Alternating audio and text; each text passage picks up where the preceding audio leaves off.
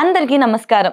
Welcome to it's UTV. ప్రస్తుతం మనతో పాటు ఉన్నారు ప్రముఖ ఆధ్యాత్మికవేత్త, జ్యోతిష్య పండితులు బ్రహ్మశ్రీ నందిపట్ల శ్రీహరి శర్మ. అయితే గురువుగారితో మాట్లాడి మరిన్ని విషయాలు తెలుసుకునే ప్రయత్నం చేసేద్దాం. నమస్కారం గురుగారు. వాగర్థావివ సంపృక్తౌ వాగర్థ ప్రతిపత్తయే జగతః పితరౌ వందే పార్వతీ పరమేశ్వరౌ. ఆదిత్యాయ చ సోమాయ మంగళాయ బుధాయ చ గురుశుక్రశనిభ్యశ్చ రాహవే కేతవే నమః. శృంగేరి జగద్గురు పీఠాధిపతులకి, కంచి పీఠాధిపతులకి నమస్కారములు తెలియజేసుకుంటూ కార్యక్రమాన్ని ప్రారంభిద్దాం. గురుగారు, ఈ పోలిపాడ్యమి అనేది ఎప్పుడు వస్తుంది గురుగారు? అంటే దాని యొక్క విశిష్టత గురించి కూడా చెప్తారా? తప్పకుండానమ్మా. పోలిపాడ్యమి అంటే పోలమ్మ అనేటువంటి యొక్క మహిళకి కలిగినటువంటి మహాభాగ్యము. ఆ సందర్భంగా దీనిని ప్రతి కార్తీక మాసము పూర్తయిన తర్వాత వచ్చే మార్గశిర శుద్ధ పాడ్యమి రోజున అందరూ జరుపుకుంటారు. వీక్షించేటువంటి యూటీవీ ప్రేక్షకులకి ఒక విషయం తెలియచేస్తాను. ఎక్కడో జరగలేదమ్మా ఈ పోలమ్మ అనేటువంటి యొక్క వృత్తాంతం, ఎక్కడా జరగలేదు. విజయవాడ చుట్టుపక్కల పరిసర ప్రాంతంలో ఉన్నటువంటి ఒక పల్లెటూరులో జరిగింది. ఇది మన దగ్గర జరిగింది కాబట్టే మనం గర్వంగా చెప్పవచ్చు. ఇది సజీవమైనటువంటి సాక్షాత్కారమైనటువంటిది, పరమేశ్వరుడి యొక్క అనుగ్రహం కలిగినటువంటిది. ఇప్పుడు వరలక్ష్మి వ్రతం చేసుకునే సందర్భంలో చారుమతి అనేటువంటి అమ్మాయికి కలిగినటువంటి కలలో కనిపించినటువంటి కారణం చేత ఏ విధంగా చేసుకోమన్నదో ఆ విధంగా చేసుకుంటారు, వ్రతం అంతా చేసుకుంటారు. కానీ చారుమతి ప్రస్తావన ఖచ్చితంగా వస్తుంది. ఆవిడ గురించి ఖచ్చితంగా గొప్పగా చెప్పుకుంటూ ఉంటుంటాం. ఆవిడ లేనిది వరలక్ష్మి వ్రతం లేదు. అట్లాగే కార్తీక మాసంలో ఈ పోలి అనేటువంటి మహిళ గురించి లేనిది కార్తీక మాసం పూర్తి కాదు. అంత గొప్ప విశిష్టత ఈ పోలి పాడ్యమికి ఉంది. అంటే ఒకానొక సమయంలో దంపతులకు కలిగినటువంటి 6 మగ సంతానంలో అందరికి పెళ్లిళ్ళు చేయగా 6 కోడళ్ళు వస్తారు. చిన్న కోడలికి అత్తగారికి పడేది కాదు. తోటి కోడళ్ళు కూడా ఈర్ష్యాసూయాలు ఉన్నాయి. ఎందుకంటే ఆమె తెలివి కల్లది, అన్ని పనులు చేయగలిగినటువంటిది. కాబట్టి ఈ కారణం చేత ఏం చేసేవాళ్ళు అంటే, ఈ కార్తీక మాసం మాటల సందర్భంలో ఆవిడకి అంతా పని అప్పచెప్తూ, ఈ కార్తీక మాసం ఎప్పుడు వస్తుందా, చక్కగా నదీ తీరంకి వెళ్ళి స్నానం చేద్దాం, దీపారాధన చేద్దాం, ఈశ్వరుని ఆరాధిద్దాం, ఇలా అనుకుంటూ ఉన్నారు. ఆమెను మాత్రం పక్కకు పెట్టేసేసారు. అయితే ఆ కార్తీక మాసం రానే వచ్చింది. బండెడు చాకిరి ఉండేటి విధంగా అన్ని అంట్లు కానీ ఇంట్లో పని అంతా కూడా చిన్న కూడా. ఎందుకంటే చిన్నవాళ్ళని చూస్తే మొత్తబుద్ధి అవుతుందట శాస్త్రంలోనే. మనకన్నా చిన్నవాళ్ళని మనం అధికారికంగా మనం మాట్లాడతాం, ప్రేమించం. కానీ ఆ విధంగా ఆవిడ చిన్న కోడలు అవడం వల్ల ఆవిడ్ని ఆ విధంగా అందరూ కలిసి బాధ్యతలన్నీ ఆమె మీద పడేసి వీళ్ళు వెళ్ళిపోయి ప్రతిరోజు స్నానం చేసి రావడం, దీపారాధన చేయడం, మేము ఇలా చేసాము, దీపాలు ఇలా పెట్టుకున్నాం, అద్భుతంగా ఉంది, అలా అలా రోజు చెప్పుకునేవాళ్ళు. ఈమె కూడా మనస్సులో వీళ్ళు చేసినట్టుగా ఉండేది. కానీ ఈమె కూడా తెలియకుండా దేవతారాధన, ఎందుకంటే ఈమె కూడా ఈ పోలమ్మ అనేటువంటి అమ్మాయి కూడా చాలా భక్తిపరురాలు. కాబట్టి where there is a will there is a way, మనసుంటే మార్గం ఉంటుంది కదా. కాబట్టి ఈమె కూడా దీపారాధన చేసుకోవాలనే కుతూహలంతో కార్తీక మాసం మొదలైనప్పటి నుంచి కూడా ఇంట్లోనే దీపారాధన చేసుకుంది. ఎలా చేసుకుంది? ఇప్పుడంటే అన్నీ వచ్చేసేసాయి, కానీ ఆ కాలంలో మజ్జిగ కవ్వంతో చిలికేవారు కదా. ఆ మజ్జిగ కవ్వానికి అంటుకున్నటువంటి వెన్నని తీసి ఇంట్లో మొలిచినటువంటి పత్తి చెట్టు ద్వారా వచ్చినటువంటి పత్తిని బాగా నాంచి ఒత్తి చేసి అప్పుడు దీపారాధన చేసేది, ఈశ్వరుని నమస్కారం చేసేది. ప్రతిరోజు స్నానం చేస్తుండే సందర్భంలో నేను నదికి వెళ్ళిపోయిననే భావన మనసులో పెట్టుకొని స్నానం చేసేది.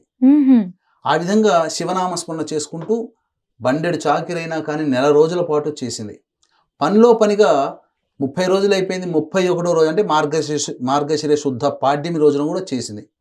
ఈ కార్తీక మాసం 1 రోజుల పాటు అత్యంత భక్తి ప్రపత్తులతో విశ్వాసంతో చేసినటువంటి కారణం చేత పరమేశ్వరుడు కైలాసం నుంచి, ఇంద్రలోకం నుంచి రథం పంపించడం జరిగింది.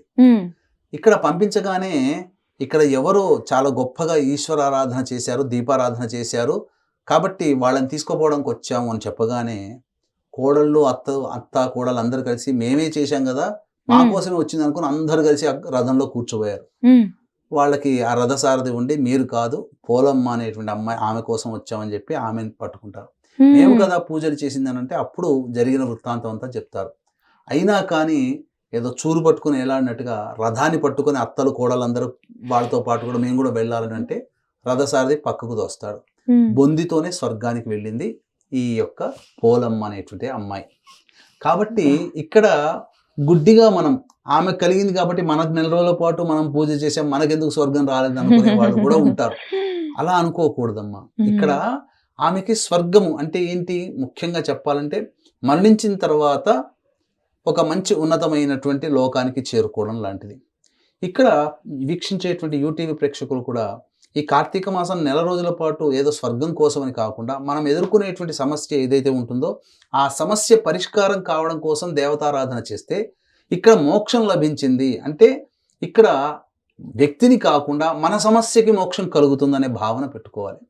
మన సమస్య మోక్షం అంటే ఏంటి, సమస్య పరిష్కారం అవుతుంది. వివాహం కాని వాళ్ళకి వివాహం, ఉద్యోగం కాని వాళ్ళకి ఉద్యోగం, సంతానం లేని వాళ్ళకి సంతానం, ఇల్లు కట్టుకోవాలని కోరిక ఉన్న వాళ్ళకి ఇల్లు కట్టుకోవడం.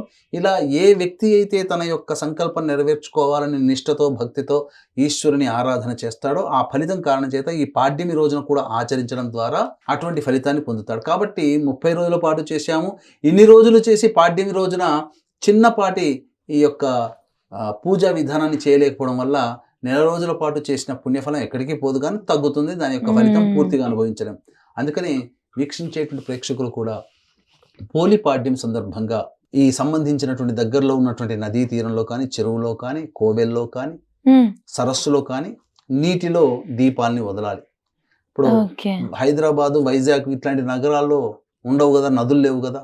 కాబట్టి ఒక పెద్ద టబ్బు తీసుకునైనా కానీ లేదా బకెట్లైనా కానీ మంచినీరు వేసి అందులో అరటి డొప్పల్లో కానీ ఆకు డొప్పలు దొరుకుతున్నాయి ఇప్పుడు, ఆకు డొప్పలో కానీ పువ్వొత్తులు కనుక వేసి వెలిగించి ఆ నీటిని ఆ పాడ్యం ఈ విధంగా అయితే కలిగిందో మనకు కూడా ఈ రోజు నుంచి నిష్క్రమిస్తున్నాను, పూజా విధానం కార్తీక మాసాన్ని పూజ చేసుకున్నాను, నాకు సంపూర్ణంగా ఈశ్వరానుగ్రహం కలిగించు దేవా అని చెప్పి ఆ దీపాన్ని దైవంగా భావించి వదలడం లాంటిది మనం మనసులో అనుకుని చేయాలి. ఏ సమయంలో చెయ్యాలి అంటే ఇది సూర్యోదయం కంటే ముందే చెయ్యాలమ్మా.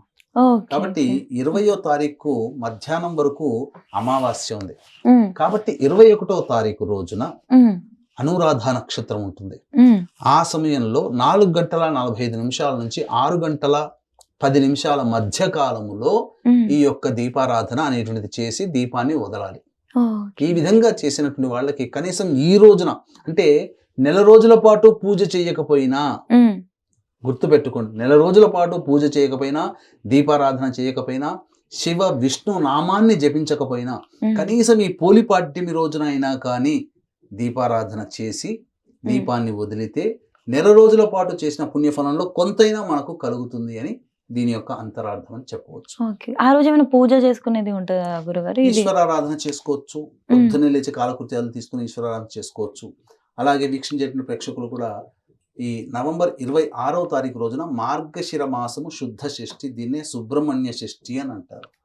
కాబట్టి ఆ రోజున సర్ప సూక్త విధానముగా సర్పసూక్త హోమము, జాతకరీత్యా ఉన్నటువంటి అన్ని రకాల సమస్యల నివారణకి సర్వదోష నివారణ పూజల హోమాలు జరిపించి శక్తిపాతం చేసినటువంటి కరుంగలి మాల ఇవ్వడం జరుగుతుంది. అవకాశం ఉన్న వాళ్ళు ఈ కార్యక్రమంలో కూడా నమోదు చేసుకోవచ్చు. ఖచ్చితంగా గురుగారు, చాలా చక్కగా అసలు పోలిపాడ్యమి అంటే ఏంటి అంటే దాని వెనుకున్న కథ నుంచి కూడా ఎంతో చక్కగా వివరంగా చెప్పారు గురుగారు. ధన్యవాదాలు. సర్వం శ్రీ ఉమామహేశ్వర పర బ్రహ్మార్పణమస్తు.